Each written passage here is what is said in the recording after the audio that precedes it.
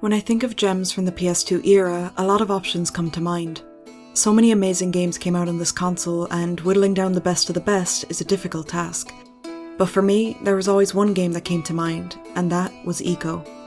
Directed by Fumito Ueda and developed by Team ICO, the game had a lengthy 4-year development cycle before it finally released in 2001. Ueda's vision for the game was clear. He wanted the story to be based on a boy meets girl concept, with the characters holding hands throughout the adventure.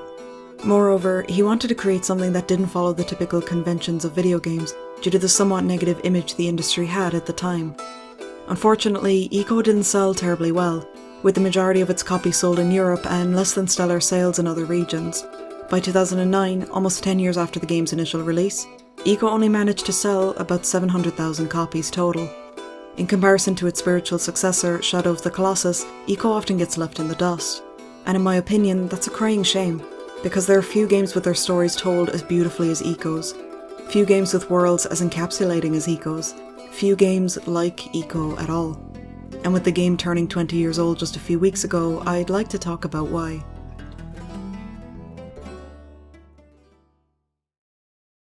The game opens on a rather somber tone. We see a group of warriors escorting a young horned boy into a castle. Bringing the boy to a wide chamber with dozens of small stone coffins, our protagonist ICO is left to die. Shortly after, sudden tremors cause the coffin to topple over, freeing him.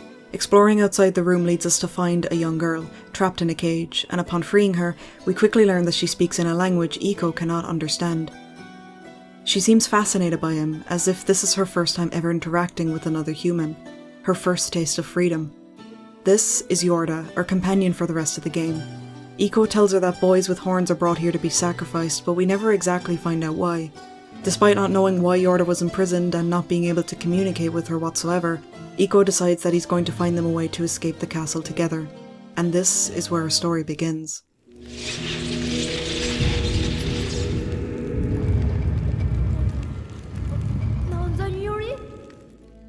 Notice that there's no health bar or any kind of HUD at all. That's because Team ICO employed what they called subtracting design. It was a minimalist approach to the game's design to make the experience as straightforward and immersive as possible. The combat is simplistic, with only one standard 3-hit combo, regardless of your weapon of choice. There's only one kind of enemy, the shadow creatures, with only a small handful of variations among them. The puzzles usually either involve platforming, moving a box around, or a combination of both. Even the aim throughout the game is simple. Your main and only objective is escaping the castle. The director, Fumito Ueda, has said he feels they went a little too strong on the minimalism in ICO, but I respectfully disagree. In my opinion, ICO's greatest strength is its simplicity. The gameplay and story is straightforward, and because of that, there's no distractions, allowing you to soak in and enjoy the environments and captivating world. A world you know very little about, and that's one of this game's greatest strengths, but I'll talk more about that later. There are very few games to this day with an atmosphere as distinct as ICO's. Exploring the barren castle makes you feel incredibly isolated. You truly feel like it's just you and Yorda fending for yourselves, with no one to help you if things go awry, making the encounters with the shadow creatures all the more threatening. Music is also used very sparingly in this game. Instead, you'll mostly be hearing the crashing of ocean waves against the castle, or the crackling of fire lighting your way. The game makes frequent use of wide and top-down angles to show the sheer size of the environments around you and how tiny you are in comparison. As you play the game, you often see areas you've already visited in the background, making you feel a great sense of accomplishment in the progress you're making. On a rare occasion, you come across small areas full of lush, untouched greenery, a refreshing change from the washed-out greys, beiges and browns of the castle. The castle itself is surrounded by endless water, but sometimes you can get a glimpse of the mainland. That's your destination, and you can see it in the background at multiple points of the game, constantly reminding you of your one and only objective: escape.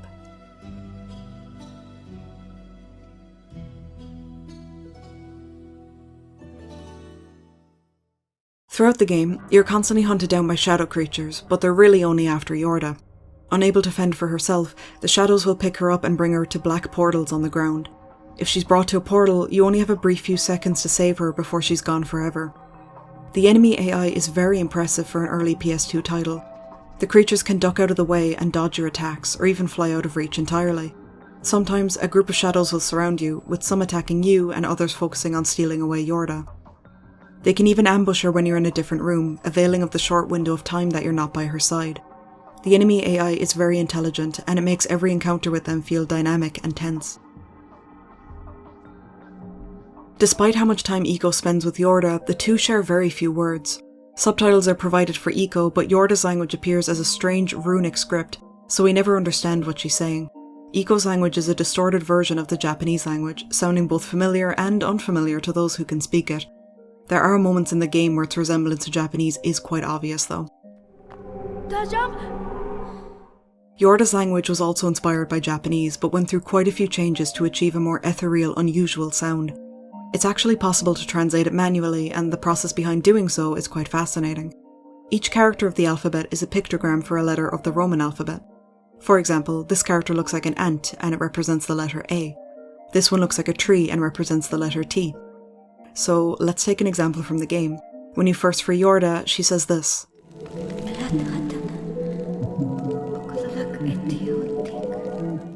If you translate the script manually into the Roman alphabet, you'll get this. Now, I know this still looks just as confusing, but bear with me. If you reverse all of these individual words, you get a script that starts to resemble Japanese, with some letters dropped and others replaced. Seeing them side by side, you can start to see the resemblance. Regardless of the language barrier, you can really see the strong bond between the two characters as you play. Yorda has clearly never been exposed to the outside world and relies on ICO for guidance and protection. On the other hand, it's pretty common that you can encounter doors that can only be opened with Yorda's powers, so ICO relies on her just as much in return. There are some amazing details when it comes to the interaction between these two characters. If you accidentally lose your footing near a ledge, for example, Yorda will become visibly distressed. When you need to help Yorda over a large gap, ICO will extend his arm out as far as possible, as if to comfort her that he won't let her fall. My favourite has to be when you load your save at the stone benches, and the two have comfortably fallen asleep next to each other. It's one of the few games I can think of where the two main characters share such a strong bond with virtually no words. All of it is communicated visually instead. I'm now going to start discussing the story of ICO. If you've not played the game and experienced it for yourself, I would highly recommend doing so. Otherwise, let's continue. As you make your way through the castle, you eventually encounter the third and final character in the story, the Queen. We discover that she's Yorda's mother, and she warns ICO that she won't allow the two of them to leave the castle.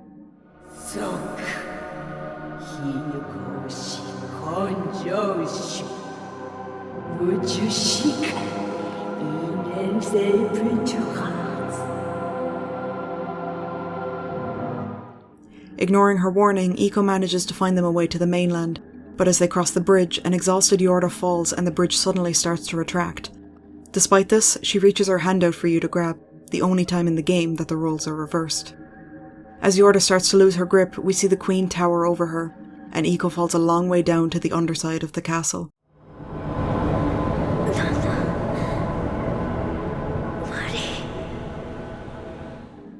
Determined not to leave without her, ICO finds his way back to the castle entrance, discovering a sword surging with power on his way there, the same power we'd seen Yorda using throughout the game. We eventually find ourselves back at the same place we started, the wide open chamber with dozens of stone coffins. Here we find Yorda's body petrified, surrounded by a group of shadow creatures, and this is when a harsh reality hits the player like a train. These shadow creatures are a little different. They have horns, and while they scurry around you and follow you, they never once attack you, almost as if they recognise you as one of their own. The only difference being that you survived, and they didn't.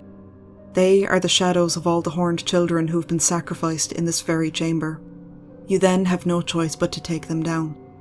There are 54 stone coffins in this room, and 53 shadow children you must defeat, with the remaining stone coffin, of course, being ICO's.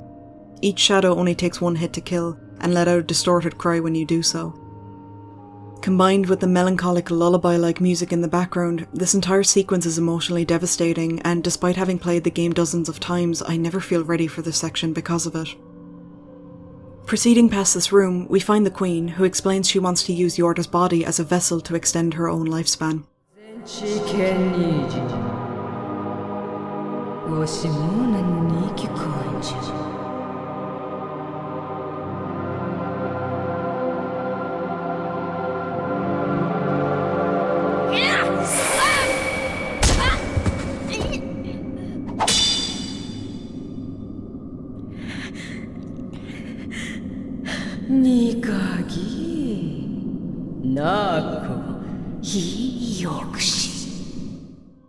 This begins the final battle, the only boss battle in the entire game.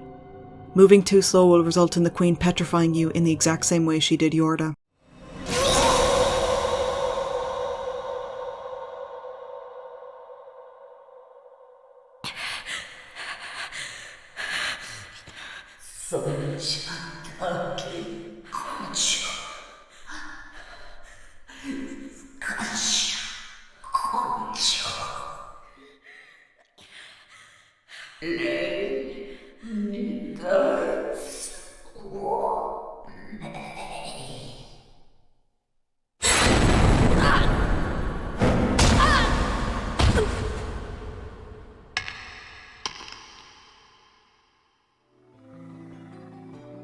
After the Queen is killed, the castle begins to collapse. At the same time, we see Yorda's body reanimated as a shadow. She finds ICO and carries him to a boat, allowing him to escape. But she stays behind as we see all the parts of the castle we'd explored throughout the game slowly crumble, the entire castle sinking into the ocean.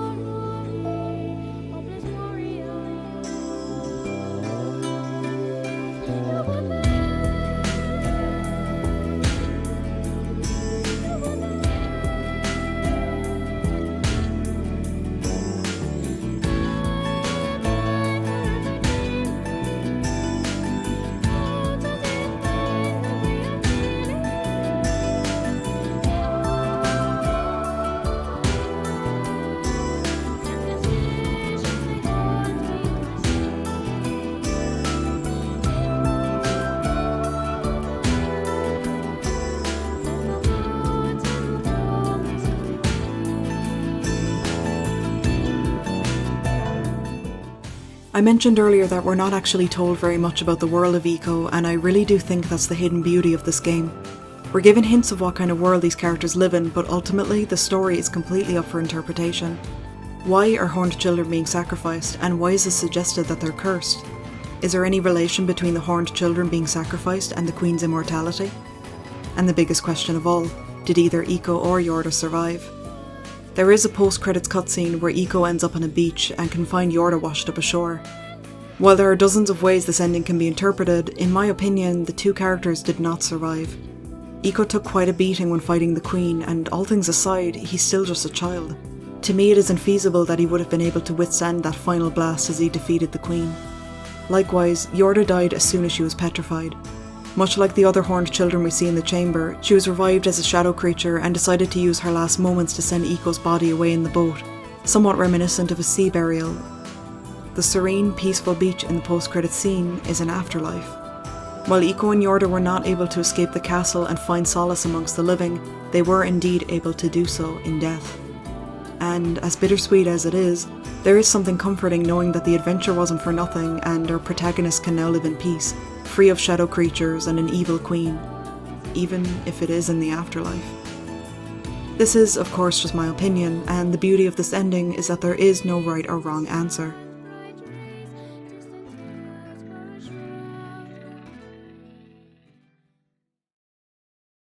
ICO achieves a level of storytelling that I've seen very few films, books, or video games achieve.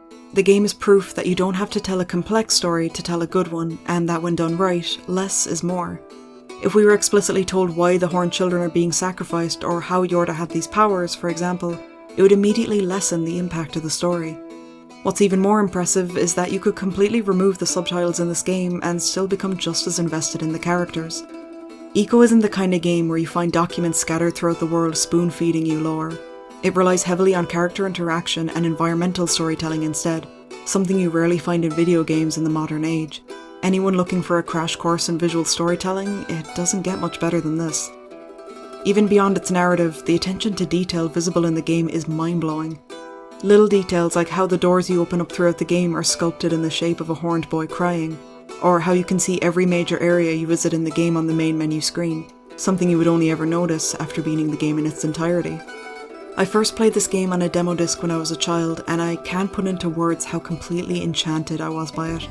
It was the first game to show me that video games can be art, and the fact it's often forgotten in conversations about the medium will never sit well with me. In my opinion, everyone needs to experience ICO once. Happy 20 years to this masterpiece from the PS2 era, and thank you for watching. See you next time.